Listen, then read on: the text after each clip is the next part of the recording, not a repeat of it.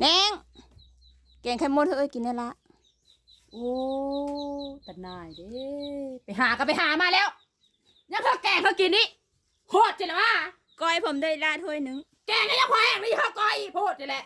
เม็ดมันก็เม็ดมันเยอะเฮ็ดเธอกิน คือ แน่ กินเองก็เฮ็ดเธอกินแน่เม็ดมันก็แย่มากก็ยังพอแห้งนะครบจะเป็นอันอื่นแล้วเบิ่งแน่นี่ฮะคุมตานี่ก็พอแห้งแล้วปัดมะขลาย่างดีไปแย่หมดเม็ดซาดเอาละทุกคนหลังจากที่ว่าจมอยากกินแกงไข่มดแดงมาหลายมื้อนี้น้องแนงก็จัดให้น้องไปหาแย่มาให้กินนี่ดีทุกคนถึงสิว่าทั้งจมทั้งปอยแต่ก็เฮ็ดให้กินอยู่ได้ละมาฮอดแล้วนางก็จัดการหาเครื่องเคียงมาอันนี้ก็สิหั่นผักหอมไว้ใส่อันก้อยบอกว่าอยากกินก้อยนำเพิ่นก็สิแบ่งก้อยให้ซั่นแล้วหลังจากนั้นเพิ่นก็มานี่เลยมาปรุงอันหม้อแกงที่เพิ่นสิแกงไข่มดแดงเนาะเว้าเรื่องไข่มดแดงยามนี้ทุกคนมันเป็นอีหยังที่แบบซิกเนเจอร์ของเฮาเลยได้สำหรับเขาเอิ้นหยังอาหารบ้านๆเนาะอาหารชนบทบ้านๆพื้นบ้านหากินยากคือหยังนี่มันบ่ยากจังได๋กับแนวแม่มันครบเนาะพอดาพอดีก็บ่ได้กินมื้อนี้คุณแดงเลยไปหามาให้กินป๊าดเบิ่งสีสันทุกคนแกงไข่มดใส่ผักหวานมันก็แนวมันซะแล้วพุ่นน่ะซิมคำแรกพี่หาแต่ต้มตัดไตวายจะแม่มันเสียวซัด ผักหวานนี่ก็ได้มาแต่ใจว่าติโอ้ยเว้าสันเว้าสีครูบาเอามาตนครูบามันตนตะกาฬสินธุ์ยังบ่หลายปานใดก็เลยว่าได้แกงใส่ไข่มดแดงหมดเจาะขนาดเลยโอ้ยจังได๋กะสาธุเด้อย่าเอ้ย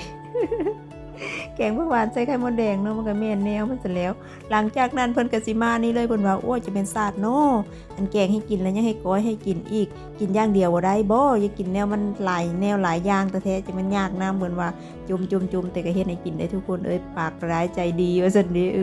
เฮ็ดไปเฮ็ดมาแล้วก็เบิ่งเริ่มสิกินหอมมาแล้วทุกคนก้อยไข่มดแดงเนาะมันก็แซ่บซั่นแล้วพุ่นน่ะท่าทีเอาผักหอมอย่ามาแต่งเด้อแสบมีแสบก็ต้องกินกันได้เฮ็ดแบบซอนคนบ่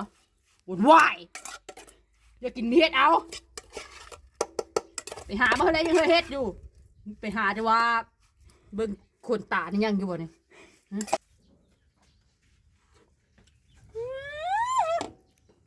เกินว่ามันแสบไข่มดยำในผีฮาแต่รับต้มตับปลายว่านึงแสบโพดแสบมะโมมาเตะโพดว่าแสบคักแสบแหนกระดอเด้อ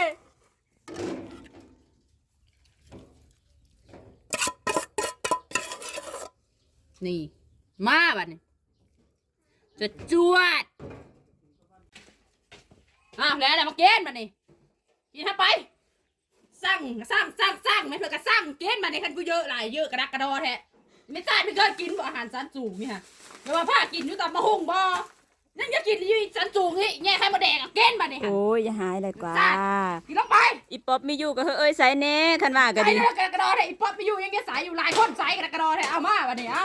กินในบ้านกับป๊อบใส่มาหน้าก็ใส่แน่อยู่แต่เฮิร์นมึงยังโผล่มาเฮิร์นใส่เดี๋ยวดิโพดเห็นมั้ย